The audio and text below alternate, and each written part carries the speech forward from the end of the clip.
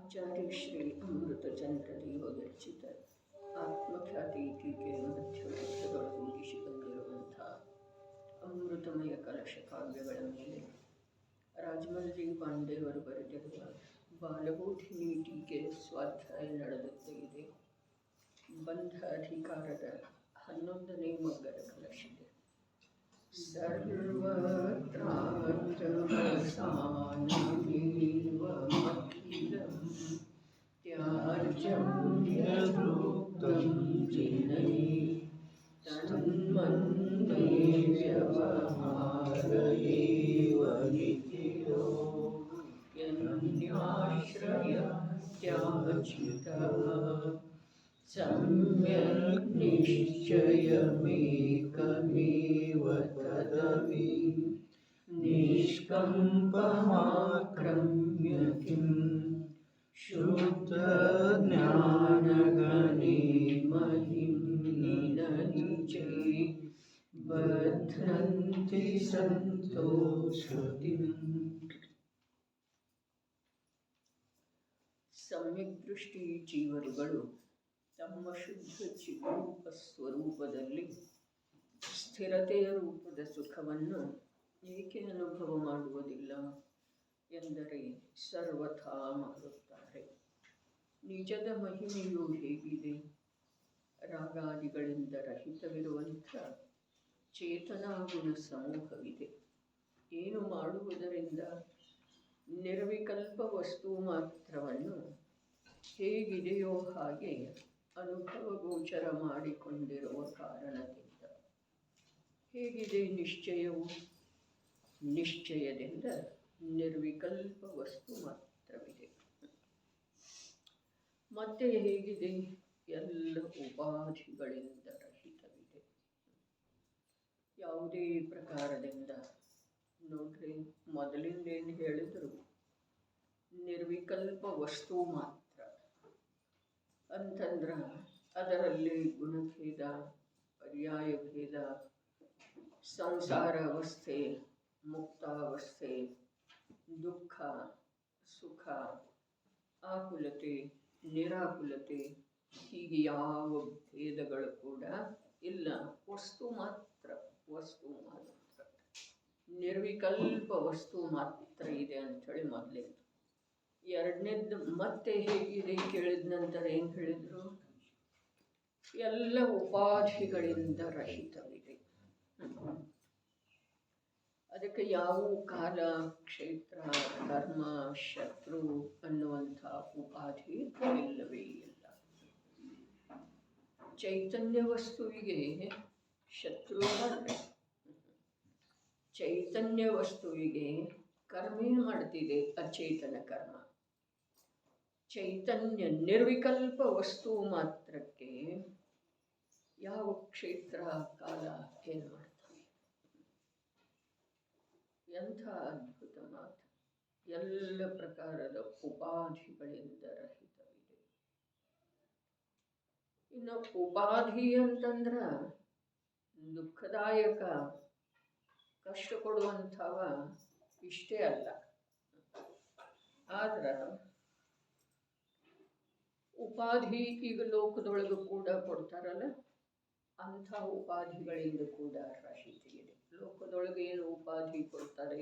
ದಾನ ಶಿರೋಮಣಿ, ಭಕ್ತ, ವಿದ್ಯಾವಾರಿಧಿ, ವಿದ್ಯಾವಾಚಸ್ಪತಿ, ವ್ಯಾಖ್ಯಾನ ಕೇಸರಿ, ಏನೇನೆಲ್ಲ ಉಪಾಧಿಗಳನ್ನು ಕೊಡ್ತಾರಲ್ಲ, ಅವುಗಳಿಂದ ಕೂಡ ಆ ಚೈತನ್ಯ ಮಾತ್ರ ವಸ್ತು ಏನಿದೆ?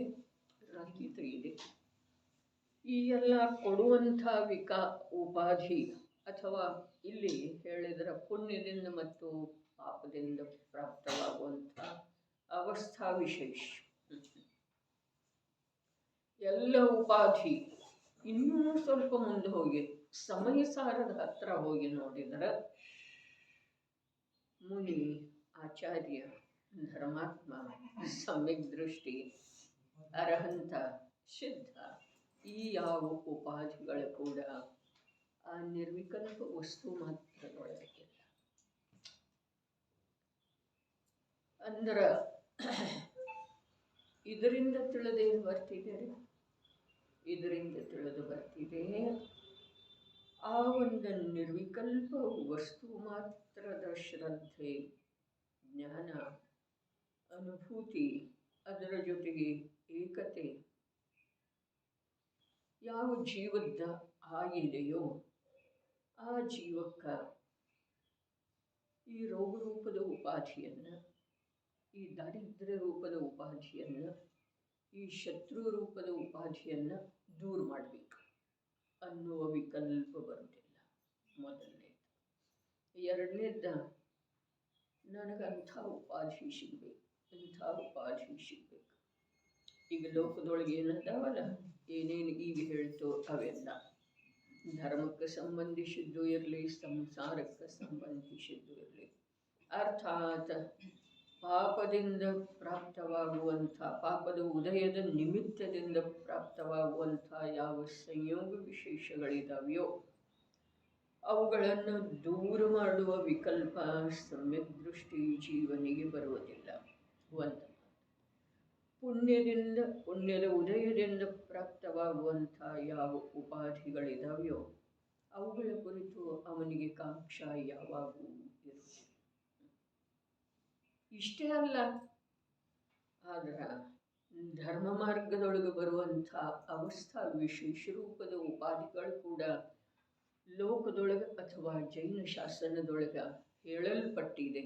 ಆ ಯಾವ ಉಪಾಧಿಗಳದ್ದು ಕೂಡ ನಾನು ಮುನಿ ಆಗಬೇಕು, ನಾನು ಆಚಾರ್ಯ ಆಗಬೇಕು, ನಾನು ಸಾಧಕ ಆಗಬೇಕು, ನಾನು ಘಾತಿ ಕರ್ಮಗಳ ನಾಶ ಮಾಡಿ ಅರ್ಹಂತ ಆಗಬೇಕು, ಅನಂತ ಚತುಷ್ಟಯ ರೂಪದಿಂದ ವಿರಾಜಮಾನ ಆಗಬೇಕು, ಅವ್ಯಾಬಾಧ ಸುಖಕ್ಕೆ ಪ್ರಾಪ್ತ ಆಗಬೇಕು. ಇವು ಯಾವೂ ಕೂಡ ಅವನಲ್ಲೇ ಏನ ವಿಕಲ್ಪ ಬರುವುದಿಲ್ಲ. ಯಾಕೆ ಬರುವುದಿಲ್ಲ? ಅವನಿಗೆ ನಿರ್ವಿಕಲ್ಪ ವಸ್ತುವಿಂದ ಆಶ್ರಯ ಇದೆ ಅಲ್ಲ, ಆ ವಸ್ತುವಿನ ಆಶ್ರಯ. ಅರೇ ಎಷ್ಟು ಅದ್ಭುತ, ಎಷ್ಟು ವಿಶೇಷ! ಬರೇ ಅದ್ಭುತ ವಿಶೇಷ ಅಲ್ಲ, ಎಷ್ಟು ಸ್ವಾಧೀನ. ಯಾವ ಉದಯ ವಿಶೇಷವನ್ನು ದೂರ ಮಾಡುವ, ಕಾಯ್ದುಕೊಳ್ಳುವ ಭಾವ ಇಲ್ಲ. ಯಾವುದೇ ಧರ್ಮಕ್ಕೆ ಸಂಬಂಧಿಸಿದ ಆತ್ಮ ಕಲ್ಯಾಣದ ಮಾರ್ಗದೊಳಗೆ ತಾನಾಗೆ ಪ್ರಾಪ್ತವಾಗುವಂಥ ಅವಸ್ಥಾ ವಿಶೇಷಗಳನ್ನು ಕೂಡ ಅಪೇಕ್ಷೆ ಇಲ್ಲ. ಯಾಕೆ? ಆ ವಸ್ತುನ ಅಂಥದ್ದು ಇದೆ. ಆ ವಸ್ತುವಿನ ಸನ್ಮುಖ ದೃಷ್ಟಿಯಾದ ನಂತರ ಅರೇ ಅದಕ್ಕೆ ಹೇಳ್ತಾ ಇದ್ದಾರೆ ಇದೆಲ್ಲ. ಏನು ಹೇಳಿದರು? ಸಮ್ಯಕ್ ದೃಷ್ಟಿ ಜೀವರುಗಳ ಆ ಶುದ್ಧ ಚೇತನ ಮಾತ್ರ ನಿರ್ವಿಕಲ್ಪ ಅನುಭೂತಿ ಯಾವ ವಸ್ತುವಿಂದ ಆದದ್ದಿದೆಯೋ ಅದರಲ್ಲಿ ಸ್ಥಿರತೆ ರೂಪದ ಸುಖದ ಅನುಭವವನ್ನು ಯಾಕೆ ಮಾಡುವುದಿಲ್ಲ? ಅರ್ಥಾತ್ ಅದನ್ನೇ ಅನುಭವ ಮಾಡುವ ವೇಳೆದೊಳಗೆ ಇದಾವುದು ಅದನ್ನೇ ಅನುಭವ ಮಾಡುವಂಥ ದೃಷ್ಟಿ, ಧ್ಯೇಯ, ಉದ್ಯಮ, ಅದರದೇ ಪರಮ ತೃಪ್ತಿ, ಪರಮ ಪ್ರಮೋದ ಇರುವ ವೇಳೆದೊಳಗೆ ಇದನ್ನು ದೂರ ಮಾಡಬೇಕು, ಇದನ್ನು ಕಾಯ್ಕೊಳ್ಬೇಕು, ಇದನ್ನು ಪ್ರಾಪ್ತ ಮಾಡಿಕೊಳ್ಬೇಕು ಬರೋದನೇ ಇಲ್ರಿ. ಇದು ಅತಿಶಯೋಕ್ತಿ ಅಲ್ಲ, ಇದು ಸಹಜ ಸ್ವಭಾವ ಇದೆ ಜೀವದ. ಯಾವ ಪಾಪ ಹೋಗೋದನ್ನೇ ಇದೆ. ಅದ ಪಾಪದ ಉದಯ ಇರೋದಿದೆ ಅಂದರೆ ಶಾಶ್ವತವಾಗಿ ಇಲ್ಲ, ಹೋಗೋದನ್ನೇ ಇದೆ. ಹಾಗಾದ್ರೆ ಅದನ್ನು ಹೋಗಲಾಡಿಸುವ ವಿಕಲ್ಪ ಯಾತಕ್ರಿ? ಇನ್ನು ಯಾವ ಪುಣ್ಯ? ಅದು ಆತ್ಮಸ್ವರೂಪದಿಂದ ಬಾಹಿರನೇ ಇದೆ, ಅದನ್ನು ಉಳಿಸಿಕೊಳ್ಳುವ ಪ್ರಯತ್ನ ಯಾತಕ್ರಿ? ಇನ್ನು ಮೂರನೇದ, ಸ್ವಭಾವದಲ್ಲಿ ನಿಮಗ್ನ ಆಗುವಂಥ ಅತೀಂದ್ರಿಯ ಸುಖದ ಸಾಗರದಲ್ಲಿ ಮುಳುಗೇಳುವಂಥ ದಿವ್ಯ ಭವ್ಯ ಆ ಆಂತರ್ಯದ ಅವಸ್ಥೆಯನ್ನು, ಆಂತರ್ಯದ ಸ್ವರೂಪವನ್ನು ಬಿಟ್ಟುಕೊಟ್ಟ ಯಾವುದು ಪ್ರಗಟ ಇದೆಯೋ ಆ ಮುನಿದಶ ಆಗಲಿ, ಆಚಾರ್ಯ ಪದ ಆಗಲಿ, ಗಣಧರ ಪದ ಆಗಲಿ, ಅರಹಂತ ಪದ ಆಗಲಿ ಯಾಕೆ ಬೇಕಾಗೋ ಸಾಧ್ಯ ಇದೆ? ಯಾಕೆ ಬೇಕು ಅನ್ನೋ ಮಾತಲ್ಲ, ಹೇಗೆ ಬೇಕಾಗೋ ಸಾಧ್ಯ ಇದೆ. ಆ ವಸ್ತು ಅಷ್ಟು ಅದ್ಭುತ ಇದೆ. ಅರೇ ಸಮ್ಯಕ್ ದೃಷ್ಟಿ ಜೀವ ಬರೇ ಅದರ ಸ್ಥಿರತೆಯ ರೂಪದ ಅನುಭವದೊಳಗ ನಿರಂತರ ಉದ್ಯಮಶೀಲ ಅದನ್ನು ಅವನಿಗೆ ಕರ್ಮನಾಶ ಮಾಡುವುದಿಲ್ಲ. ಅವನಿಗೆ ಯಾವುದೇ ಅವಸ್ಥಾ ವಿಶೇಷ ರೂಪದಿಂದ ಲೋಕದ ಮನ್ನಣೆಗೆ ಪ್ರಾಪ್ತ ಆಗುವುದೇ ಇಲ್ಲ. ತನಗೆ ಸುಖ ಆಗಬೇಕೋ ಅಥವಾ ತಾನು ಸುಖಿ ಕಾಣಿಸ್ಬೇಕ್ರಿ? ಸುಖ ಆಗಬೇಕ್ರಿ. ತನಗೆ ಧರ್ಮದ ಲಾಭ ಆಗಬೇಕೋ ಅಥವಾ ಧರ್ಮಾತ್ಮ ಅನ್ನಿಸ್ಕೊಳ್ಬೇಕ್ರಿ? ಏನಿದೆ ಅಂದ್ರೆ ಧರ್ಮ ಅಥವಾ ಚೈತನ್ಯ ವಸ್ತು ಅಥವಾ ಸುಖದ ಮಾರ್ಗ ಎಷ್ಟು ಪರದಿಂದ ನಿರಪೇಕ್ಷ, ಬರೇ ಪರದಿಂದಲ್ಲ, ಪರಸನ್ಮುಖತೆಯ ಭಾರದಿಂದ ನಿರಪೇಕ್ಷ ಇದೆ ರೀ. ಆಗಬೇಕು ಆಗಬೇಕು, ಅರೆ ಆಗಿ ತೋರಿಸ್ಬೇಕನ್ನೋದಿಲ್ದಿದ್ರೂ ಆಗಬೇಕನ್ನೋದು ಕೂಡ ಇಲ್ಲ ನೋಡ್ರಿ. ಇಂಥ ಸರಳವಾದಂಥ, ಇಂಥ ಸ್ವಾಧೀನವಾದಂಥ, ಇಂಥ ನಿಜ ಸ್ವರೂಪವನ್ನು ನಾವು ಈ ಭವದೊಳಗ ಕಂಡುಕೊಳ್ಳುವ, ಪ್ರಾಪ್ತ ಮಾಡಿಕೊಳ್ಳುವ, ಪ್ರತ್ಯಕ್ಷ ಅನುಭವ ಪಡೆಯುವ ಉದ್ಯಮ ಮಾಡಬೇಕಾದ್ರೆ ನಮ್ಮದು ಕೂಡ ಯಾವುದೇ ಪುಣ್ಯ ಪಾಪಕ್ಕೆ ಸಂಬಂಧಿಸಿದ ವಿಕಲ್ಪಗಳ ಬಹಳ ಪ್ರಬಲ ಆಗಬಾರ್ದು. ಮೊದಲು ಭೂಮಿಕೆಯೊಳಗ ಯಾವುದೇ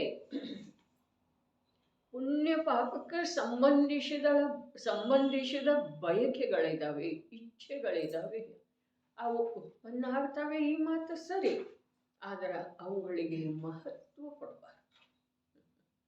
ಯಾಕೆ ಅಂತಂದ್ರೆ ಅವು ದಾರಿಯ ಮಧ್ಯದಲ್ಲಿ ಸಿಗುವಂಥ ಏನದವ ಮಂದಿರ, ಐಶ್ವರ್ಯ, ಏನು ತಿಳಿರಿ, ಹೊಂಡ, ಕಲ್ಲ, ಮುಳ್ಳ, ಇವೆಲ್ಲ ಅದಾವ ದಾರಿಯ ಮಧ್ಯದೊಳಗೆ ಸಿಗುವಂಥವು. ಆದರೆ ನಮಗೇನು ಮಾಡೋದಿದೆ? ಅವುಗಳ ಕುರಿತಾಗಿ ಹರ್ಷ ವಿಷಾದ ಮಾಡೋದಿದೆಯೋ, ಅವುಗಳ ಕುರಿತಾಗಿ ನಮ್ಮ ಜ್ಞಾನ ಸಾಮರ್ಥ್ಯವನ್ನು, ಚೈತನ್ಯ ಸಾಮರ್ಥ್ಯವನ್ನು ನಿರರ್ಥಕ ಮಾಡೋದಿದೆಯೋ, ಅಥವಾ ನಮ್ಮ ದಾರಿಯಲ್ಲಿ ನಾವು ಮುಂದೆ ನಡೆಯೋದಿದೆ? ಇದೆಯನ್ನು ನಮಗೆ ಉದ್ದೇಶ, ಇದು ಸ್ವರೂಪ ತಿಳಿತಿದೆ ಅಂದರೆ ಬರೀ ಅದನ್ನ ಮಾಡ್ತಾ ಕೂತಿದ್ದೇವ್ರಿ ನಾವು. ದಾರಿಯಲ್ಲೇ ಹೋಗ್ತಾ ಇರೋ ವೇಳೆದೊಳಗ ದಾರಿಯೊಳಗೆ ಏನೇನು ಸುಂದರ ಅಸುಂದರ, ಏನ ಚೇತನ ಅಚೇತನ ವಸ್ತುವಿನ ಅವಸ್ಥೆಗಳು ಕಾಣಿಸ್ತಾವೆಯೋ, ಏನು ದಾರಿಯಲ್ಲಿ ಹೋಗುವ ವೇಳೆದೊಳಗೆ ಸುಂದರ ಅಸುಂದರ, ಚೇತನ ಅಚೇತನ ವಸ್ತುವಿನ ಅವಸ್ಥೆಗಳು ಕಾಣ್ತಾವೆಯೋ,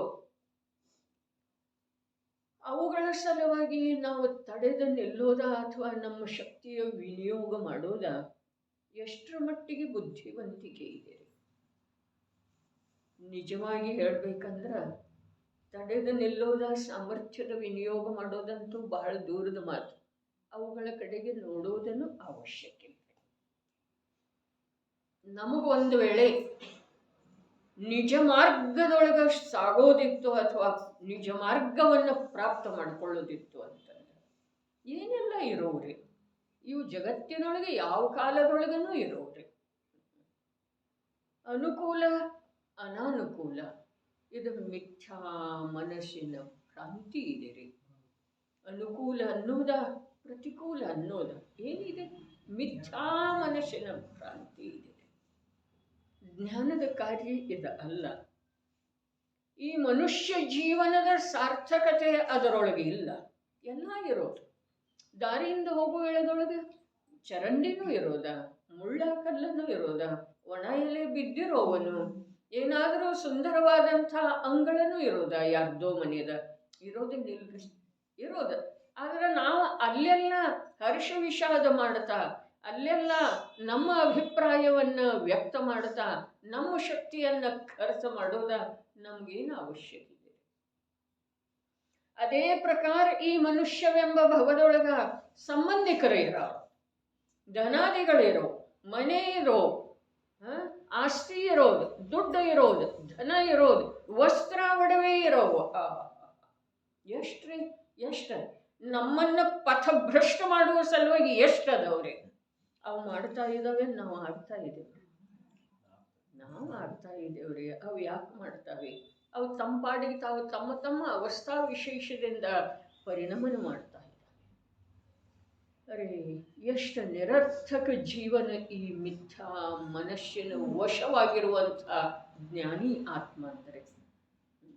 ಮಿಥ್ಯಾ ಮನಸ್ಸಿನ ಅರೆ ಭ್ರಾಂತಿಯ ವಶ ಆಗಿರುವಂಥ ಜ್ಞಾನಿ ಆತ್ಮಂದ ಎಂಥ ಹೀನ ದಶೆ ಇದೆ, ಎಂಥ ಹೀನ ದಶೆ. ನಿಯಮಸಾರದೊಳಗ ಯಾವ ಜಿನೇಂದ್ರ ಪ್ರಭುವಿನ ಭಕ್ತಿ ರೂಪದ ಭಕ್ತಿಯ ಭಾವದಿಂದ ಯಾವ ವಚನಗಳ ಪ್ರಯೋಗ ಆಗ್ತಿದೆಯೋ ಅದಕ್ಕೆ ಸಾಮೂಹಿಕ ಅಂದಿದ್ದಾರೆ. ಒಂದಿಷ್ಟು ತೆಗೆದು ನೋಡೋದು.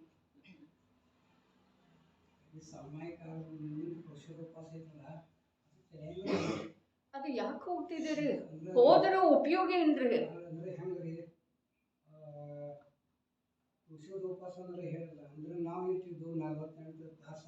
ಆಹಾರ ತಗೊಳ್ದಿರ ಆಯ್ತು. ಮತ್ತೆ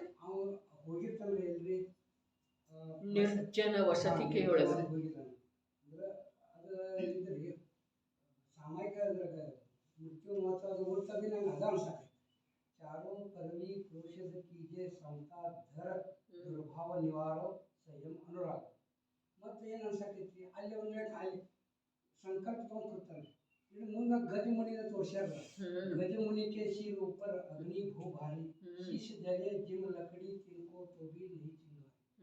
ಅಂಗು ಆಗಿರ್ಬೇಕಲ್ಲ ನೀನು ಏನು ಹೇಳಿ. ಶ್ರಾವಕನಿಗೂ ಆಗೋದ್ರಿ. ಮುನಿ ಆಗುಲಾಗಿದ್ರೂ ಕೂಡ ಮುನಿ ಇದ್ದ ಗಜಕುಮಾರ, ಅದಂತೂ ಮಾತು ಬೇರೆ. ಆದ್ರೆ ಶ್ರಾವಕನಿಗೆ ಕೂಡ ನಿನ್ನೆ ಹೇಳಿತ್ತಲ್ಲ ಗುಡಿಸಲೊಳಗ ವಸತಿಕೆ ಅಂತಂದ್ರೆ ಭದ್ರವಾದಂತಹ ಬಾಗಿಲು ಇರುವುದಿಲ್ಲ.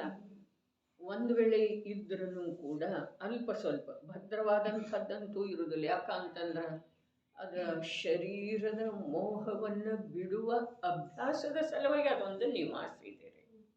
ಅರೆ ನಮಗೆ ಧರ್ಮದ ಸ್ವರೂಪ ಪರಿಚಯ ಆಗಲಿಲ್ಲ. ಗುಡಿಸಲು ಇರ್ತಿದೆ, ಸಾಮಾನ್ಯ ಮನೆ ಇರ್ತಿದೆ. ಅಂಥದರಲ್ಲಿ ಏನು ಬೇಕಾದ್ದಾಗಬಹುದು, ಏನು ಬೇಕಾದ್ದ.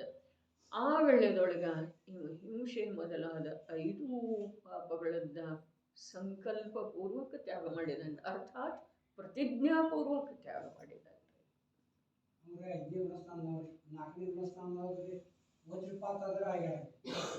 ನಾಲ್ಕನೇ ಗುಣಸ್ಥಾನದವರು ಅಷ್ಟ ಅಲ್ಲ, 4ನೇ ಗುಣಸ್ಥಾನದಿಂದ ಮೇಲಿನವರು ಎಲ್ಲರೂ ಸಮ್ಯಕ್ ದೃಷ್ಟಿಗಳ ಜೀವನನ ಬೇರೆ ಇದೆ ರೀ.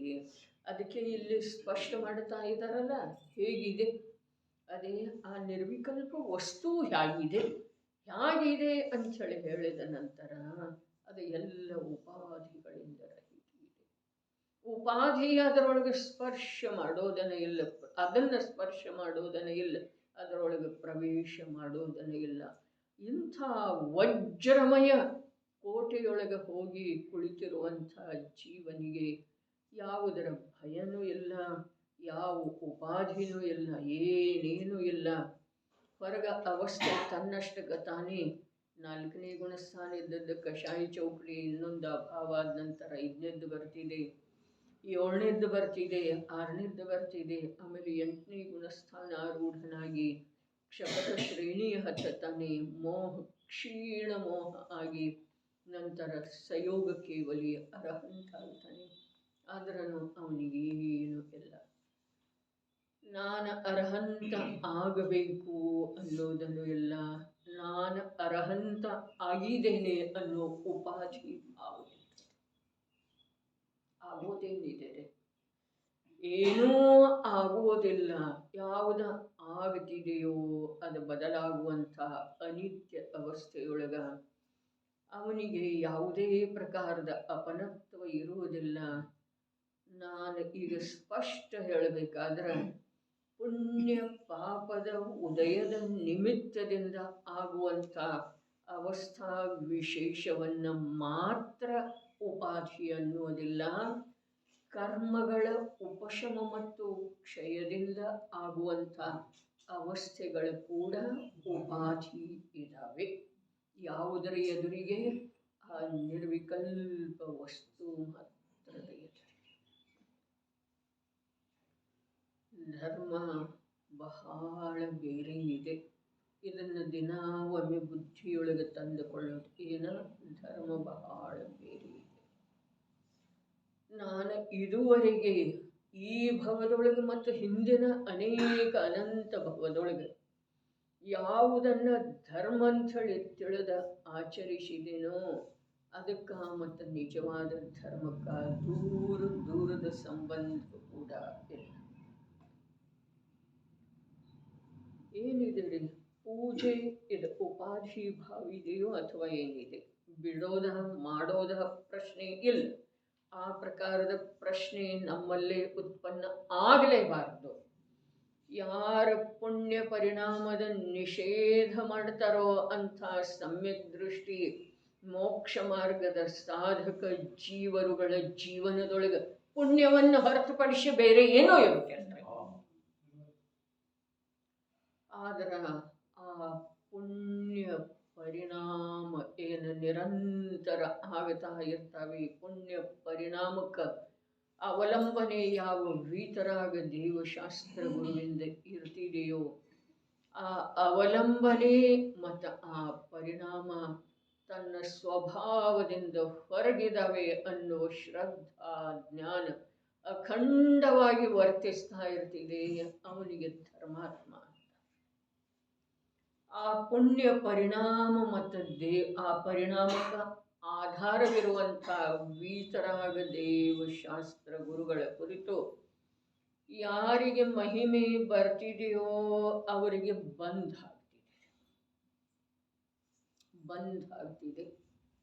ಪುಣ್ಯ ಬಂಧ ಅಲ್ಲೇನ, ಅದು ಏನ ಅಂತ ನೀವು ತಿಳ್ಕೊಳ್ಳೋದು. ಬಂಧ ಆಗ್ತಿದೆ ಅಂತೇಳಿ ಶಾಸ್ತ್ರದ ವಚನ ಇದೆ. ಎಲ್ಲಿ ಪುಣ್ಯ ಪರಿಣಾಮದೊಳಗ ಮತ್ತು ಪುಣ್ಯ ಪರಿಣಾಮ ಯಾವುದರ ಆಶ್ರಯದಿಂದ ಆಗ್ತಾ ಇದೆ ಅಂತ ಮಾರ್ಗ ಅಥವಾ ದೇವಶಾಸ್ತ್ರ ಗುರುಗಳದ್ದ ಯಾರಿಗೆ ಮಹಿಮಾ ಇದೆಯೋ, ಯಾರು ಅದರಲ್ಲಿ ತನ್ಮಯಿ ಇದ್ದಾರೋ ಅವರಿಗೆ ಬಂಧ ಆಗ್ತಿದೆ. ಇನ್ನೂ ಸ್ವಲ್ಪ ಭಯಾನಕ ಮಾತೇನಿದೆ ಅಂತಂದ್ರೆ, ಇದು ಧರ್ಮ ಅನ್ನುವಂಥ ಯಾವ ಆಂತರ್ಯದ ಅಭಿಪ್ರಾಯ ಇದೆಯಲ್ಲ ಅದರಿಂದ ಅನಂತ ಸಂಸಾರ, ಅರ್ಥಾತ್ ಅದ ಮಿಥ್ಯಾತ್ವ ಇದೆ. ಇಂಥ ಮಾತನ್ನ ವೀತರಾಗಿ ಸಂತರನ್ನ ಹೊರತುಪಡಿಸಿ, ಸರ್ವಜ್ಞ ಭಗವಂತರನ್ನ ಹೊರತುಪಡಿಸಿ ಲೋಕದೊಳಗೆ ಯಾವ ಜ್ಞಾನಿ ಹೇಳೋ ಸಾಧ್ಯ. ಯಾಕೆ ಅಂತಂದ್ರೆ ವೀತರಾಗಿ ಸಂತ ಸರ್ವಜ್ಞ ಭಗವಂತರನ್ನ ಬಿಟ್ಟ ಜ್ಞಾನಿ ಅನ್ನೋರು ಲೋಕದೊಳಗೆ ಬೇರೆ ಯಾರು ಇಲ್ಲವೇ. ವೀತರಾಗಿ ಸಂತ ಅಂತಂದ್ರೆ ಮೂರ್ಖಶಾಹಿ ಚೌಕಡಿ ಹೊರಟು ಹೋಗಿರುವಂಥ ಅಂತರ್ಬಾಹಿ ನಿರ್ಗ್ರಂಥ ಅಷ್ಟೇ ತಿಳಿಬೇಡ್ರಿ ನೀವು. ವೀತರಾಗಿ ಸಂತ ಅಂತಂದ್ರೆ ವೀತರಾಗ ಸ್ವಭಾವದ ಆಶ್ರಯ ಮಾಡಿ, ವೀತರಾಗ ಸ್ವಭಾವದ ಅನುಭೂತಿ ಪೂರ್ವಕ ಯಾರ ಜೀವನದೊಳಗ ಕಷಾಯಗಳ ಶಾಂತಾಗಿದ್ದಾವೋ ಅವರೆಲ್ಲ ಸಂತರೇ. ಕಷಾಯಗಳ ವೇಗ ಕಮ್ಮಿಯಾಗಿದೆ, ಕಷಾಯಗಳೆಲ್ಲ ಬಿಟ್ಟು ಹೋಗಿದಾವು ಹೀಗೆ ಮಾತಲ್ಲ. ಕಷಾಯಗಳ ವೇಗ ಕಮ್ಮಿಯಾಗಿದೆ. ಎಷ್ಟು ಕಮ್ಮಿಯಾಗಿದೆ? ಅರೇ ಯಾವ ಕಷಾಯದಿಂದ ಅನಂತ ಸಂಸಾರ ಆಗ್ತಿತ್ತೋ ಅಂಥ ಕಷಾಯ ಇಲ್ಲ. ಅನಂತ ಸಂಸಾರಕ್ಕೆ ಕಾರಣೀಭೂತ ಆಗುವಂಥ ವೇಗ ಕಷಾಯದೊಳಗೆ ಇಲ್ಲ. ಅದ್ಭುತ ಮಾತಿದೆ ರೀ. ನಾವು ಇದುವರೆಗೆ ತಿಳಿಲಿಲ್ಲ, ತಿಳಿದ್ರೂ ಮೇಲೆ ತಿಳಿದಿದ್ದೇವೆ ಅದರದ ಸತ್ಯ ಸ್ವರೂಪವನ್ನು. ಬಾಳೆಹಣ್ಣಂದ್ರೆ ಏನ ಅಂದ್ರೆ ಹೀಗೆ ತೋರಿಸಬಹುದು. ಅದು ಬಾಳೆಹಣ್ಣು ಇದೆ ಏನ್ರಿ? ಇದು ಬಾಳೆಹಣ್ಣು ಅಂಥೇಳಿ ಅಂದ್ರೆ ಅದು ಬಾಳೆಹಣ್ಣು ಇದೆ ಏನ್ರಿ? ತೋರಿಸಿದ್ದ ಅದು ಕಾಷ್ಟದ್ದಲ್ಲ, ಮಣ್ಣಿಂದ ಅಲ್ಲ, ನಿಜವಾದ ಬಾಳೆಹಣ್ಣು ತೋರಿಸಿದ್ದಿದೆ ರೀ. ಆದ್ರೆ ಅದು ಬಾಳೆಹಣ್ಣು ಇದೆಯನ್ನ? ನಿಜವಾದ ಬಾಳೆಹಣ್ಣು ಇದೆ ರೀ ಅಣ್ಣ. ಅದು ಬಾಳೆಹಣ್ಣು ಇದೆಯನ್ನ? ಕಾಣಿಸ್ತಿದೆ ಅದ? ಶಿಪ್ಪೆ ತೆಗೆದ ನಂತರ ಕೂಡ ಇಲ್ಲ. ಹಾಗಾದ್ರೆ ಯಾವಾಗಿದೆ ಅದು? ಯಾವಾಗ ಇದೆ? ಯಾವಾಗ ಆಸ್ವಾದದೊಳಗೆ ಬರ್ತಿದೆಯೋ, ಸುಖ ಶಾಂತಿಯನ್ನು ನೀಡುತ್ತಿದೆಯೋ, ಅಥವಾ ಅದರದ ಗುಣಸ್ವಭಾವದ ಮೂಲಕ ಅದರ ನಿಮಿತ್ತದಿಂದ ಜೀವನಿಗೆ ತಿನ್ನುವಂಥ ವ್ಯಕ್ತಿಗೆ ಅನ್ನೋನು ಜೀವಲ್ಲ. ವ್ಯಕ್ತಿಗೆ ಯಾವ ಲಾಭ ಆಗ್ತಿದೆಯೋ ಆವಾಗ ಅದನ್ನು ಬಾಳೆಹಣ್ಣು ಯಾವುದು ವಸ್ತು ಅದೇ ಪ್ರಕಾರ ಪ್ರತಿಯೊಂದು ತಿಳಿರಿ. ದೇವಶಾಸ್ತ್ರಗುರು ವೀತರಾಗ ಅರೆ ಸರ್ವಜ್ಞ ಭಗವಂತರ ಸಮವಸರಣದೊಳಗಿದ್ದಾರೆ. 500 ಧನುಷಿ ಎತ್ತರದ ದೀರ್ಘಕಾಯಿ ದಿವ್ಯ ಭವ್ಯ ಸಮವಸರಣದೊಳಗೆ ವಿರಾಜಮಾನ ಇದ್ದಾರೆ. ಅವರ ಅರ್ಹಂತೇನ್ರಿ? ಮಂದಿರದೊಳಗೆ ನೀವು ಪ್ರತಿಷ್ಠಾಪನೆ ಮಾಡಿರುವಂಥ ಬಿಂಬಲ್, ಸಮವಸರಣದೊಳಗಿರುವಂತಹ ಸಾಕ್ಷಾತ್ ಅವರ ಅರ್ಹಂತೇನ್ರಿ ಅಂಥೇಳಿ ನಾವು ಭಗವತ್ ಸ್ವರೂಪದ ಕುಂದು ದೇವೇನು ಹೇಳ್ರು. ಜೋ ಜಾಣದಿ ಅರ್ಹಂತಂ ದಹುವತ್ತಪಚ್ಚೆ. ದ್ರವ್ಯಗುಣ ಪರ್ಯಾಯದಿಂದ ಆ ಅರ್ಹಂತರನ್ನು ತಿಳಿಯೋದಿದೆಯೋ ಅಥವಾ ಅರ್ಹಂತರನ್ನು ತಿಳಿಯುವಂಥ ಸ್ವಯಂ ಇವು ಜ್ಞಾನ ಸ್ವರೂಪಿ ಜೀವ ಅವರನ್ನು ಹೇಗೆ ತಿಳಿಯೋದಿದೆ? ತಿಳಿಯುವಂಥವನಲ್ಲೇ ಆ ಪ್ರಕಾರದ ಜ್ಞಾನ ಇಲ್ಲದೆ ಹೋದ್ರೆ ಅವರನ್ನು ಹೇಗೆ ತಿಳಿಯೋ ಸಾಧ್ಯ ಇದೆ ಹೇಳಿ? ಅರೆ ಈ ದ್ರವ್ಯ ಗುಣ ಪರ್ಯಾಯದ್ದಂತೂ ವ್ಯಾಖ್ಯಾ ಮಹಿಮಾ ಅಪರಂಪಾರ ಇದೆ ರೀ. ಅಪರಂಪಾರ ಪರ್ಯಾಯದ ಮಹಿಮಾ ಎಂಥದ್ದು, ಗುಣದ ಮಹಿಮಾ ಎಂಥದ್ದು, ದ್ರವ್ಯದ ಮಹಿಮಾ ಅಲ್ಲಿ ದ್ರವ್ಯದಿಂದ ಪರ್ಯಾಯದಿಂದ ಹೇಳಿಲ್ಲ, ಗುಣ ಕೂಡ ಹೇಳಿದರೆ ದೌವತ್ತ ಗುಣತ್ತ ಪಜ್ಜಯತ್ತೆ. ದ್ರವ್ಯದಿಂದ ಹೇಗೆ ತಿಳಿಯೋದು, ಗುಣದಿಂದ ಹೇಗೆ ತಿಳಿಯೋದು, ಪರ್ಯಾಯದಿಂದ ಹೇಗೆ ತಿಳಿಯೋದು, ವಿಚಾರ ಎಷ್ಟು ಬಾರಿ ಮಾಡೋದು, ಇದರ ಕುರಿತಾಗಿ ಎಷ್ಟು ಪ್ರಕಾರದಿಂದ ಮಾಡೋದು. ದ್ರವ್ಯದಿಂದ ಹೇಗೆ ತಿಳಿಯೋದು? ಅರೆ ಮನುಷ್ಯ ಆಗಿ ತಿಳಿಯೋದಿಲ್ಲ, ಜೀವ ದ್ರವ್ಯ ಆಗಿ ತಿಳಿಯೋದು. ತಾನು ಜೀವ ದ್ರವ್ಯ ಆಗಿ ತಿಳಿಯೋದು ಅಂದ್ರೆ ಆ ಅರ್ಹಂತ ಅವಸ್ಥೆ ಜೀವ ದ್ರವ್ಯದ್ದು ಇದೆ, ಅದು ಕಾಣಿಸ್ತಾ ಇದೆ, ಅದು ಪರಮ ಉದಾರಿಕ ದೇಹ, ಅದು ಅರ್ಹಂತ ಅಲ್ಲ. ಇಂದ್ರಿಯ ಚಕ್ಷು ಇಂದ್ರಿಯದಿಂದ ಕಾಣಿಸ್ತಾ ಇರೋದು ಏನಿದೆ? ಪರಮ ಉದಾರಿಕ ದೇಹ ಇದೆ, ಪುದ್ಗಲದ ಅವಸ್ಥಾ ಇದೆ ನೋಡ್ರಿ. ಈ ಪರಮ ಔದಾರಿಕ ದೇಹ ಅನ್ನೋ ಅಷ್ಟು ವಿಶೇಷ ಅಂದ್ರೆ ಅದಕ್ಕೆ ಬೇಕ್ರಿ. ಏನಿದೆ? ಪುದ್ಗಲದ ಅವಸ್ಥಾ ಇದೆ. ಪುದ್ಗಲದ ಯಾವ ಅವಸ್ಥಾ ಶ್ರೇಷ್ಠ ಇದೆ ತಾವು ಹೇಳ್ರೆ? ಪುದ್ಗಲ ಇದೆಯಲ್ಲ, ಜಡ ಇದೆಯಲ್ಲ. ಅರೆ ಪುದ್ಗಲದ ಅವಸ್ಥೆಯೊಳಗೆ ವ್ಯಾಪ್ತ ಯಾವುದಿದೆ ರೀ? ಯಾವುದಿದೆ? ಸ್ಪರ್ಶ ರಸಗಂಧ ವರ್ಣ. ಪುದ್ಗಲ ಜಡ ಅಚೇತನ. ಹಾಗಾದ್ರೆ ಧರ್ಮ ಎಷ್ಟು ದೂರ ಉಳಿತರಿಂದ ಮತ್ತ ಎಷ್ಟು ದೂರ ಉಳಿತು? ದೌವತ್ತ ಅರೆ ಜೀವ ದ್ರವ್ಯ ಅಂತ ಹೇಳಿ ಅವರನ್ನ ನೋಡ್ಬೇಕಾದ್ರೆ ನೀನು ಮೊದಲು ಜೀವ ದ್ರವ್ಯ ಬೇಕಲ್ಲ. ತಿಳಿಯೋದಿದು ಮಹತ್ವ ಇದೆ ರೀ. ಜೋ ಜಾಣದಿ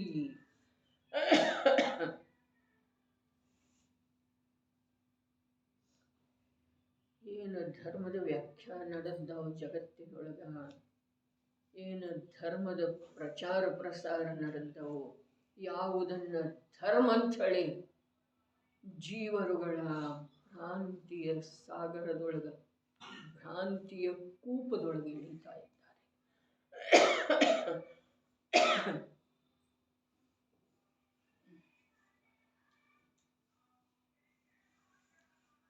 ಪೂಜೆ ಮಾಡ್ತಾ ಮಾಡ್ತಾ ದೇಹ ಮರೆತು ಹೋಗೋದು ಏನಿದೆ? ದೇಹದ ಅರ್ಥನ ಮಾಡೋದ್ರಿ.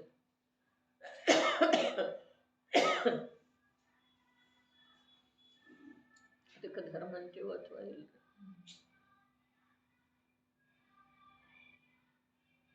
ಅಂತೇಳಿ ಶಾಸ್ತ್ರದಿಂದ ಮುಖ ಮೇಲೆ ಮಾಡಿದರೆ ಎಲ್ಲವೂ ಏನಿದೆ? ಪರಿಣಾಮದ ವಿಕೃತಿಗೆ ನಿಮಿತ್ತ ಆಗುವಂಥದ್ದು ಇದೆ. ಇನ್ನು ಶಾಸ್ತ್ರದಿಂದ ಮುಖ ಮೇಲೆ ಮಾಡುವ ಮಾತ ಆಳದೊಳಗಿರುವಂಥ ಆ ಧ್ರುವ ನ್ಯಾಯಕ ತತ್ವವನ್ನು ದೃಷ್ಟಿಯೊಳಗೆ ಮುಖ್ಯ ಮಾಡೋದು, ಪರಿಣಾಮದೊಳಗೆ ಮುಖ್ಯ ಮಾಡೋದು.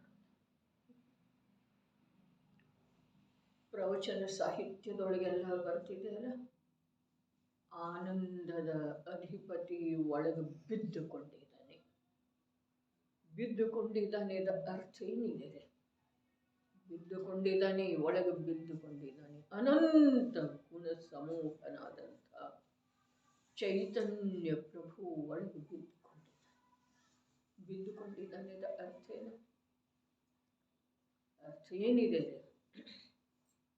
ಒಳಗೆ ವಿರಾಜಮಾನದನು ಅನ್ನೋ ಶಬ್ದ ಇಲ್ಲ, ಬಹಳ ಮಾಡಿ ಇಲ್ಲ.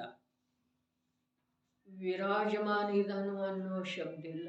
ವಿರಾಜಮಾನ ಆಗಬೇಕಾದ್ರೆ ಪರ್ಯಾಯದ ಸಹಾಯ ಬೇಕೇನು? ಬೇಡ್ರಿ. ಇಲ್ಲ ಅಂತ ಪರ್ಯಾಯದ ಸಹಾಯ ಇಲ್ಲ ಅಂತಂದ್ರೆ ಅದು ಬಿದ್ದದ್ದು ಇದೆ ರೀ. ಅದಕ್ಕೆ ದೃಷ್ಟಾಂತ ಕೊಡ್ತಾರ್ರಿ. ಏನ? ಸುಮೇರು ಪರ್ವತದ ಕೆಳಗ ಚಿನ್ನ ಇದೆ ಅಲ್ಲ, ಸಾಕಷ್ಟು ಇದೆ, ಆದರೆ ಅದಕ್ಕೆ ಯಾವುದಕ್ಕೂ ಉಪಯೋಗ ಇದೆ. ಅದೇ ಪ್ರಕಾರ ಪ್ರತಿಯೊಬ್ಬ ಜೀವದ ಚೈತನ್ಯ ಪದಾರ್ಥದ ಒಳಗೆ ಏನಿದೆ ಅನಂತ ಅನಂತ ಅನಂತ ಗುಣರೂಪದ ರತ್ನಗಳ ಅಭೇದ ಪಿಂಡನಾದಂಥ ಆ ವಸ್ತು ಬಿದ್ದುಕೊಂಡಿದೆ. ಅರ್ಥ ಏನಿದೆ ರೀ? ಅದೇನು ಶೋಭಾದಾಯಕ ಇದೆಯೋ ಅಥವಾ ಅಲಕ್ಷ್ಯಕ್ಕೆ ಪ್ರಾಪ್ತ ಆಗಿದೆ? ಮನೆಯೊಳಗೆ ಬಿದ್ದದ್ದೇ ಇದೆ ಅಲ್ಲ, ಅದು ನಮಗೆ ಯಾವಾಗೂ ಉಪಯೋಗಕ್ಕೆ ಬರಲೇ ಇಲ್ಲ. ಮನೆಯೊಳಗೆ ನಿಮಗೆ ಉಪಯೋಗ ಆದ್ರೆ ತೊಗೊಂಡು ಹೋಗ್ರಿ ಅಂತೇವೇನಿಲ್ರಿ. ಯಾವುದೋ ಒಂದು ವಸ್ತುವನ್ನ ನಿಮ್ಮ ಉಪಯೋಗಕ್ಕೆ ಬರ್ತಿತ್ತು ಅಂತಂದ್ರೆ ತಗೊಂಡು ಹೋಗ್ರಿ. ನಮ್ಮ ಮನೆಯಾಗ ಬಿದ್ದದ್ದೇ ಐತೆ. ಹಾಗೆ ಈ ಧ್ರುವ ತತ್ವ ಬಿದ್ದದ್ದೇ ಇದೆ. ಇದುವರೆಗೆ ಅದನ್ನು ಉಪಯೋಗ ಸ್ವರೂಪವಾದಂತಹ ಪ್ರಗಟ ಚೈತನ್ಯ ಉಪಯೋಗದೊಳಗೆ ತಂದುಕೊಳ್ಳಲೇ ಇಲ್ಲ.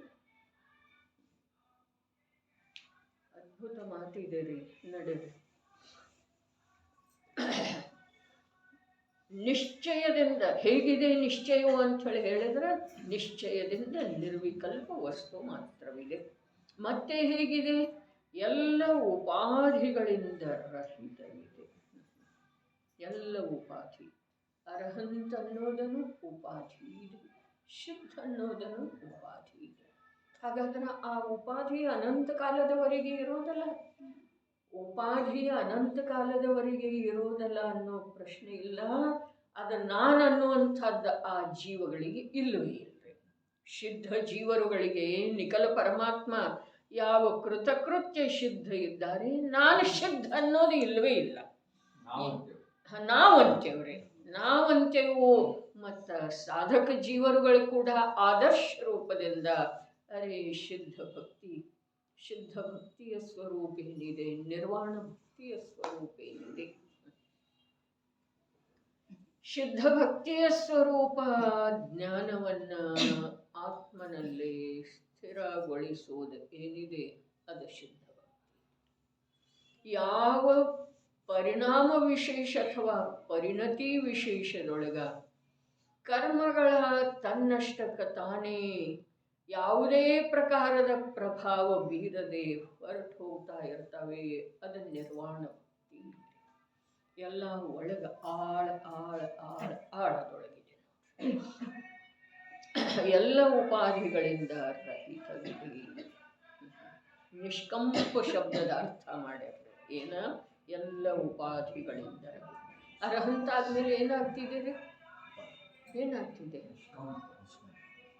ಯಾವಾಗ 7ನೇ ಗುಣಸ್ಥಾನದಿಂದ 8ನೇ ಗುಣಸ್ಥಾನಕ್ಕೆ ಹೋಗ್ತಾನಲ್ಲ, ಕ್ಷಪಕ ಶ್ರೇಣಿ ಆರೋಹಣೆ ಮಾಡ್ತಾನ, ಆವಾಗ ತನ್ನಷ್ಟಕ್ಕೆ ತಾನೇ 8, 9, 10, 12ನೇ ಗುಣಸ್ಥಾನಗಳ ಉಲ್ಲಂಘನೆಯಾಗಿ ಸಯೋಗ ಕೇವಲಿ ದಶಾ ಅರ್ಹಂತ ದಶಾ ಪ್ರಾಪ್ತ ಆಗ್ತದೆ.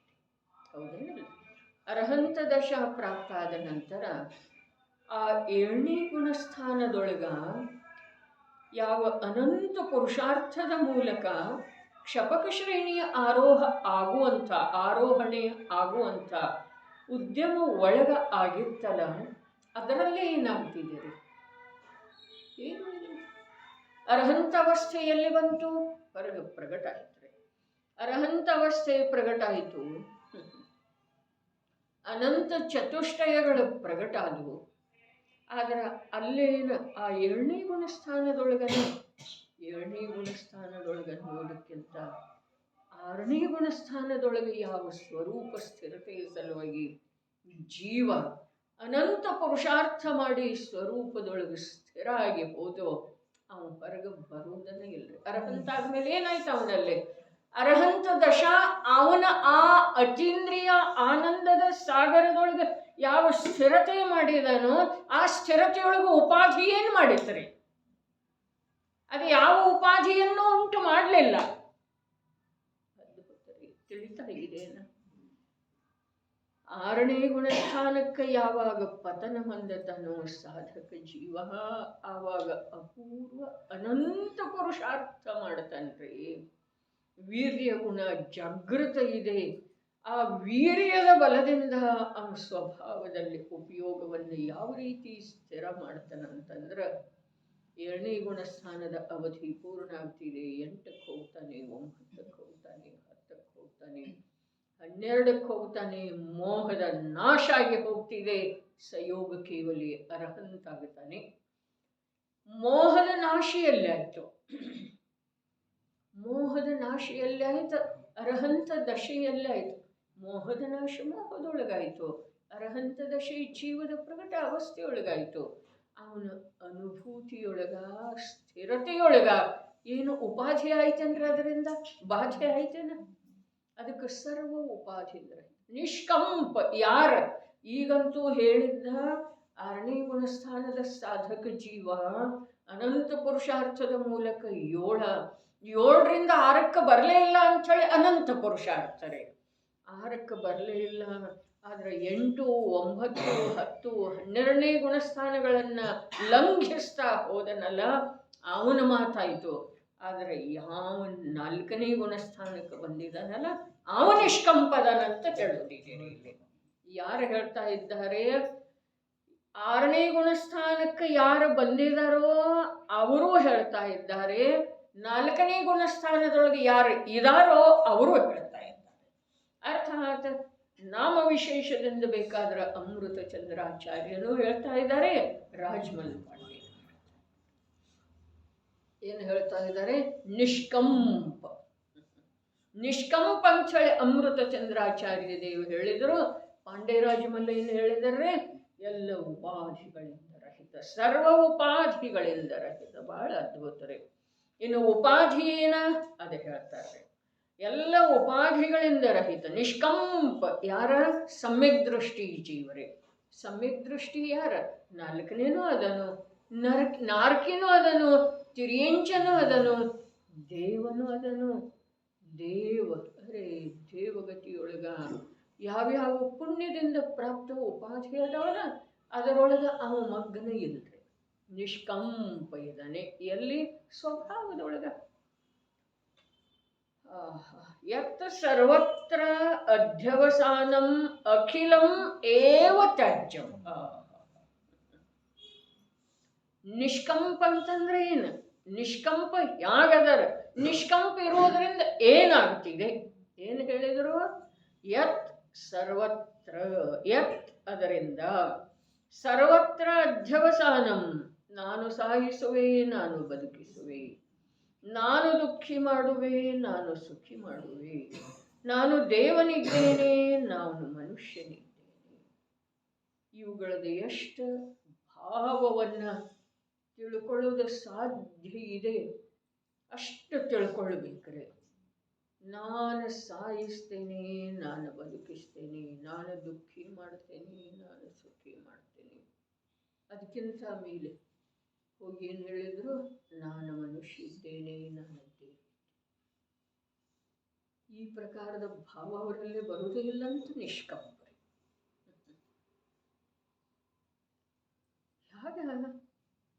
ಹೇಗೆ ಸಾಧ್ಯ ಇದೆ? ಮಿಥ್ಯಾತ್ವ ಅವಸ್ಥೆಯೊಳಗೆ ಹೇಗೆ ಸಾಧ್ಯ ಇದೆ ಅನ್ನಿಸ್ತಿದೆ. ಅದೇ ಸಮ್ಯಕ್ ದರ್ಶನ ಪ್ರಾಪ್ತ ಆದ ನಂತರ ಸುಲಭ ದಶ ಆಗಿದೆ. ಸುಲಭ ದಶ, ಸಹಜ ದಶ. ನಾನು ಮನುಷ್ಯ ಇದ್ದೇನೆ, ನಾನು ಅಧ್ಯವಸಾನ ಅಂತ ಹೇಳಿ ಸರ್ವತ್ರ ಅಧ್ಯವಸಾನಂ ಯತ್ ಅದರಿಂದ ಸರ್ವತ್ರ ಅಧ್ಯವಸಾನಂ ಅಖಿಲಂ ಏವ ತ್ಯಾಜ್ಯಂ ಅಖಿಲಂ ಏವ ತ್ಯಾಜ್ಯಂ ಪದಖಂಡ ಕೊನೆಯದು. ಆ ಸಮಸ್ತ ಪರಿಣಾಮಗಳು ಹೇಯವಿವೆ ಹೇಯವಿವೆ. ಈಗ ನಿಯಮಸಾರದ ಶುದ್ಧ ಭಾವ ಅಧಿಕಾರದ ಪ್ರಥಮ ಗಾಥೆ ಇದೆಯಲ್ಲ, ಜೀವಾದಿ ಬಹಿತಚ್ಚಂ ಹೇಯಂ. ಇದೇ ಮಾತಿನ ಭಾವ ಇದರಲ್ಲೇ ಇದೆ ಅಥವಾ ಇದೇ ಭಾವ ಅದರಲ್ಲೇ ಇದೆ? ಅರೆ, ಇದೇ ಮಾತಿನ ಭಾವ. ನಾನು ಮನುಷ್ಯ ಇದ್ದೇನೆ ಅಂಥೇಳಿ ಶರೀರಕ್ಕಂತ ಇದ್ದಾನೋ ಅಥವಾ ಜೀವವನ್ನ ತನ್ನನ್ನು ಆ ರೂಪದಿಂದ ಗುರುತಿಸ್ತಾ ಇದ್ದಾನೆ?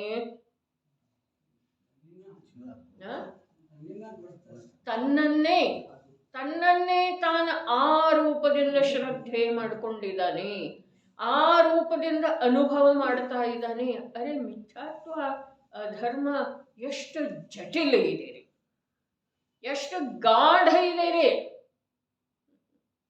ನಮ್ಮವರಂತ ನಮ್ಮ ಅಂದು ಕೂಡಲೇ ಅದಕ್ಕೆ ಯಾವ ಬಾಧೆಯನ್ನು ಬರುವುದಿಲ್ಲ. ಯಾವುದಕ್ಕ?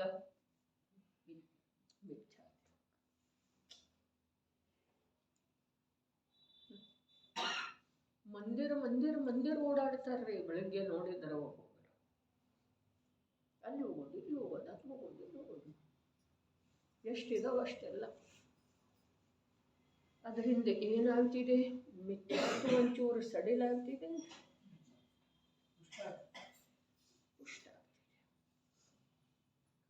ನಿಜವಾಗಿ ನಮಗೆ ದೇವದರ್ಶನ ಮಾಡೋದಿದೆ. ಏನು ಮಾಡೋದಿದೆ? ದೇವದರ್ಶನದ ಉದ್ದೇಶ ಇದೆಯೇನ ಅಂಥೇಳನ ಇದು ಎಲ್ಲಾದ್ರೂ ವಿಪರೀತ ಮನ್ನನೆ ಸನಿಕ್ ಬಂತು ಅಂತಂದ್ರೆ ಇದಕ್ಕೆ ನಾವು ಬೇರೆ ಅಂದ್ರೆ ಹೆಸರು ಕೊಟ್ಟು ಬಿಟ್ಟಿರ್ತೀವಿ. ಎಲ್ಲಾದರೂ ನಮ್ಮ ಗಾಢವಾದ ಮಿಥ್ಯಾತ್ವಕ್ಕೆ ಸಮೀಪ ಬಂತು ಅಂತಂದ್ರ ಅದು ನಮಗೆ ಮಾನ್ಯ ಇಲ್ಲ. ಎಲ್ಲಿದೆ ಧರ್ಮ? ಎಲ್ಲಿದೆ ದೇವ? ಎಲ್ಲಿದ್ದಾನೆ? ಅರೆ, ಜೀವಾದಿ ಬಹಿತಚ್ಚಂ ಇಲ್ಲಿ ಹೇಳಿದರು. ಕ್ರಮದಿಂದ ಹೇಗೆ ಹೇಳಿದಾರೆ ನೋಡ್ರಿ. ನಾನು ಸಾಯಿಸ್ತೇನೆ ಅನ್ನೋದು ಮೊದಲು, ಆಮೇಲೆ ಬದುಕಿಸ್ತೇನೆ ಅನ್ನೋದು. ಅವು ಎರಡೂ ವಿಭಾಗ ಹೋದ ನಂತರ ನಾನು ದುಃಖಿ ಮಾಡ್ತೇನೆ, ಸುಖಿ ಮಾಡ್ತೇನೆ. ಇವೆಲ್ಲ ಉತ್ತರೋತ್ತರ ಏನದವೋ ಒಳ್ಳೇವದವ್ರಿ. ಮೊದಲನೇದು ಸಾಯಿಸ್ತೇನೆ ಅನ್ನೋದು ಹೋಯ್ತು, ಆಮೇಲೆ ಬದುಕಿಸ್ತೇನೆ ಅನ್ನೋದು ಒಳ್ಳೆಯದ್ರಿ. ಆಮೇಲೆ ದುಃಖಿ ಮಾಡ್ತೇನೆ ಅನ್ನೋದು ಹೋಯ್ತು, ಸುಖಿ ಮಾಡ್ತೇನೆ ಅನ್ನೋದು ಒಳ್ಳೆಯದ. ನಾ ಮನುಷ್ಯ ಇದ್ದೇನೆ, ನಾನು ದೇವಿದ್ದೇನೆ, ಇದು ಅದಕ್ಕಿಂತಲೂ ಒಳ್ಳೆಯದು. ಒಳ್ಳೆಯದು ಇರುವೆಳೆದೊಳಗೆ ಮಹಾನ್ ಹಾನಿಕಾರಕ ಇದೆ. ಒಳಗಿದೆ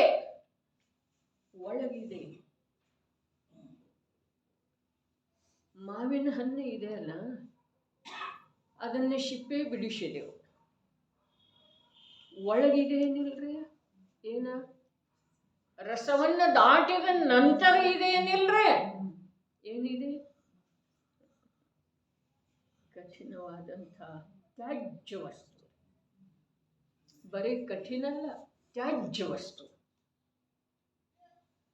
ಆಗ ಪಾಪ ರೂಪದ ಶಿಪ್ಪೆಯನ್ನು ತೆಗೆದೆವು, ಪುಣ್ಯ ರಸದೊಳಗೆ ಮಗ್ನಾದೆವು. ಅದರ ಮಿಥ್ಯಾತ್ವ ರೂಪದ ಆ ಬಾಧಕ ಬೀಜ ಇದೆ ಅಲ್ಲ ಅಂತ ನಮ್ಮ ರತ್ನಾಕರ ವರ್ಣಿ ಹೇಳಿದ. ಪಾಪ ಬೀಜ ನಿರ್ನಾಶ.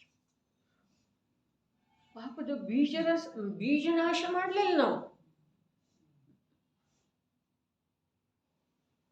ಮನುಷ್ಯ ಜೀವನ ಇಂಥ ಉತ್ತಮ ಕುಲ, ಸತ್ಸಂಗತಿ, ಸುದೇಶ ಇವೆಲ್ಲ ಏನದವಲ್ಲ, ಇವೆಲ್ಲ ಒಳಗಿನ ಯಾವ ಹಾನಿಕಾರಕ ವಸ್ತು ಇದೆಯೋ ಆ ವಸ್ತುವನ್ನು ಕಿತ್ತು ಬಿಸಾಕುವ ಸಲುವಾಗಿ ಅದಾವೆ, ನಷ್ಟ ಮಾಡುವ ಸಲುವಾಗಿ ಅದಾವೆ. ಬೀಜ ನಿರ್ನಾಶನಬಹುದು. ಈ ಜಿನ ಕಥೆಯನ್ನು ಕೇಳಿದವರ ಪಾಪ ಬೀಜ. ಪಾಪ ಅಲ್ಲ, ಪಾಪ ಬೀಜ. ನಾವು ಬರೀ ಪಾಪಷ್ಟ ನಾಶ ಮಾಡಿದೆವು, ಪಾಪದ ಬೀಜವನ್ನ ಸುರಕ್ಷಿತವಾಗಿ ಇಟ್ಟೆವು. ಪಾಪಷ್ಟ ನಾಶ ಮಾಡಿದೆವಲ್ಲ, ಪಾಪ ನಾಶ ಮಾಡಿ ಏನು ಮಾಡಿದೆವು?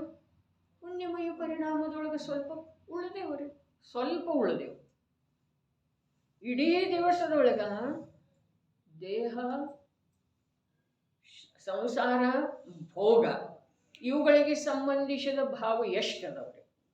ಮತ್ತು ದೇವಭಕ್ತಿ, ಶಾಸ್ತ್ರದ ಉಪಾಸನೆ, ಶಾಸ್ತ್ರದ ಶ್ರವಣ ಇವುಗಳಿಗೆ ಸಂಬಂಧಿಸಿದ ಪರಿಣಾಮ ಎಷ್ಟದವ. ಇನ್ನು ಅವು ಎಷ್ಟು ಇದ್ರೂ ಕೂಡ ಅದರಲ್ಲೇನು ಭೋಗನೇ ಇದೆ.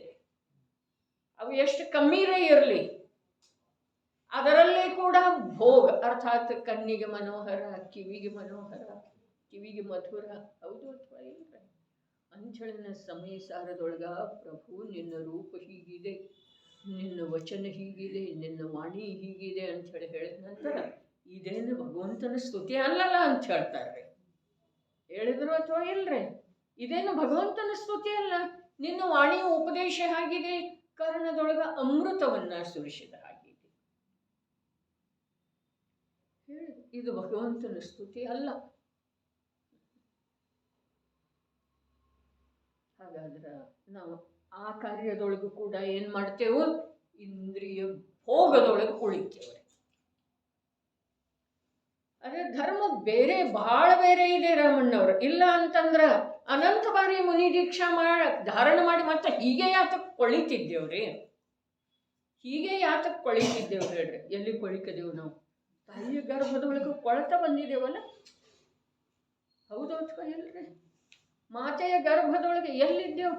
ರತ್ನಮಯಿ ಇತ್ತದ ಗರ್ಭ,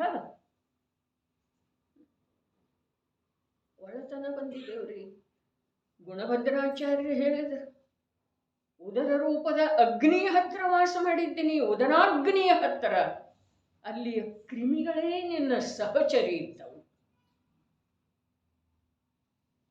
ಅನಿಸ್ಬೇಕೆಂದು ಬೇಡ್ರಿ ಒಂದಿಷ್ಟು ಜಿಗುಪ್ಸ, ಅರೆ ಭಯಾನಕ ಅಂಥೇಳಿ. ಜನ್ಮದ ದುಃಖ ಯಾವನಿಗೆ ಗೊತ್ತಿದೆಯೋ ಅವ ಜನ್ಮಯೋಗ್ಯ ಕಾರ್ಯದಿಂದ ಸದಾ ದೂರಿರುವ ಸಲುವಾಗಿ ವಿಶ್ವ ಪ್ರಯತ್ನ ಮಾಡ್ತಾನೆ. ನಾನು ಸಾಯಿಸುವೆ, ನಾನು ಬದುಕಿಸುವೆ, ಇವೆಲ್ಲ ಏನದವು? ಯತ್ ಸರ್ವತ್ರ, ಸರ್ವ ಅಂದಿಲ್ರಿ, ಸರ್ವತ್ರ, ಸರ್ವತ್ರ ಎಲ್ಲಿ ಹೋದ್ರೂ ಇವನಿಗೆ ಅದೇ ಇದೆ ರೀ, ಇವನಿಗೆ ಅದೇ ಇದೆ. ಮುನಿಯಾದ ನಂತರ ಕೂಡ ಇದನ್ನು ರಕ್ಷಣೆ ಮಾಡ್ತಾನೆ, ಜೀವದ ರಕ್ಷಣೆ ಮಾಡ್ತಾನೆ ಅಂಥೇಳಿ. ಮಹಾವ್ರತ ಕೂಡ ಏನಿದೆ? ಅಧರ್ಮ ಇದೆ ರೀ. ತಮಗೆ ಕೆಡಕನಿಸಿದ್ರೂ ನನಗೆ ಸತ್ಯ ವಚನ ತಾನಾಗೆ ಬರ್ತಾ ಇದೆ, ಏನು ಮಾಡಲಿ? ಮಹಾವ್ರತ ಕೂಡ ಏನಿದೆ? ಅಧರ್ಮ ಇದೆ ರೀ, ಅಧರ್ಮ. ಅಧರ್ಮ ಅರ್ಥಾತ್ ಪಾಪ, ಪಾಪ ಅರ್ಥಾತ್ ಗುಣಭದ್ರಾಚಾರ್ಯ ವಚನದೊಳಗನ್ನ ಹೇಳ್ಬೇಕಾದ್ರೆ ಲೋಕದೊಳಗೆ ಎರಡು ಪ್ರಸಿದ್ಧ ಇದಾವಪ್ಪ ಅಂಥೇಳಿ ಹೇಳಿದರು. ಒಂದು ಧರ್ಮ, ಒಂದು ಪಾಪ. ಪುಣ್ಯವನ್ನು ಅವರು ಸ್ವೀಕಾರ ಮಾಡಲಿಲ್ಲ. ಉತ್ತರ ಪುರಾಣ ಬರೆದ್ರಿ 23 ತೀರ್ಥಂಕರರ ಜೀವನ ಚರಿತ್ರೆ ಗುಣಭದ್ರಾಚಾರ್ಯ. ಜಿನಸೇನಾಚಾರ್ಯ ಪೂರ್ವ ಪುರಾಣ ಬರೆದ್ರು, ಉತ್ತರ ಪುರಾಣ ಗುಣಭದ್ರಾಚಾರ್ಯ ಬರೆದ್ರು. ಅವರು ಹೇಳ್ತಾರೆ ಲೋಕದೊಳಗೆ ಎರಡೇ ಅದಾವ, ಏನ? ಒಂದು ಧರ್ಮ, ಒಂದು ಪಾಪ. ಪುಣ್ಯ ಯಾರು? ಪುಣ್ಯ ಎಲ್ಲಿದೆ? ಅರೇ ಎಲ್ಲಿ ಧರ್ಮ ಸ್ವಭಾವಿಯಾದಂಥ ಧರ್ಮಿಯಾದಂಥ ಆತ್ಮನ ವಿಮುಖತೆ ಇದೆ, ಅದಕ್ಕೆ ಪುಣ್ಯ ಹೇಗನ್ನೋದ್ರೆ ಅದನ್ನ ಕುಂದು ದೇವ್ ಹೇಳಿದ್ರಲ್ಲ, ಭವದೊಳಗೆ ಯಾವುದು ಪ್ರವೇಶ ಮಾಡಿಸ್ತಿದೆ ಅದನ್ನ ಸುಶೀಲ ಹೇಗನ್ನೋದು. ಭವದೊಳಗನ ಪ್ರವೇಶ ಸ್ವರ್ಗಕ್ಕೆ ಕೊಂಡೊಯ್ತಿದೆ ಅಲ್ಲ, ಅದನ್ನ ಸುಶೀಲ ಹೇಗನ್ನೋದು. ಅದಕ್ಕೆ ಭವದ ಭಾವ ಮತ್ತು ಭವದೊಳಗಿನ ಯಾವ ವ್ಯತ್ಯಾಸ, ಇದರಲ್ಲಿ ಬಹಳ ಅಂತರ. ಅರ್ಥಾತ್ ಒಂದು ಧರ್ಮ ಇದೆ, ಒಂದು ಅಧರ್ಮ ಇದೆ. ಭವದೊಳಗ ವ್ಯತ್ಯಾಸ ಯಾರಿಗೆ ಕಂಡು ಬರ್ತಿದೆಯೋ ಅವರ ಅಧರ್ಮದೊಳಗೆ ಮುಳುಗಿದ್ದಾರೆ. ಭವದ ಭಾವರೇಯದ ಭವದ ಕಾರಣ ಇದೆ ಅಂಥೇಳಿ ಯಾರಿಗೆ ಅನ್ನಿಸ್ತಿದೆಯೋ ಅವರ ಧರ್ಮ ಮಾರ್ಗದೊಳಗೆ. ಅರೆಯದ ಭವ ಇದೆ. ಸ್ವರ್ಗಕ್ಕೆ ಯಾವುದು ತಗೊಂಡು ಹೋಗ್ತಿದೆ ಅದನ್ನು ಸುಶೀಲ ಅಲ್ಲಿಲ್ಲ ನಮ್ಮ ಕುಂದ ದೇವ, ಸುಶೀಲ ಸರ್. ಅಮೃತ ಚಂದ್ರಾಚಾರ್ಯ ದೇವು ಪುಣ್ಯ ಪಾಪ ಅಧಿಕಾರದ ಪ್ರಾರಂಭದೊಳಗನೆ ಏನು ಹೇಳಿದರು?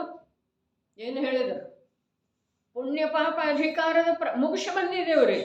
ಪುಣ್ಯ ಪಾಪ ಅಧಿಕಾರದ ಪ್ರಾರಂಭದೊಳಗನ ಏನು ಹೇಳಿದರು?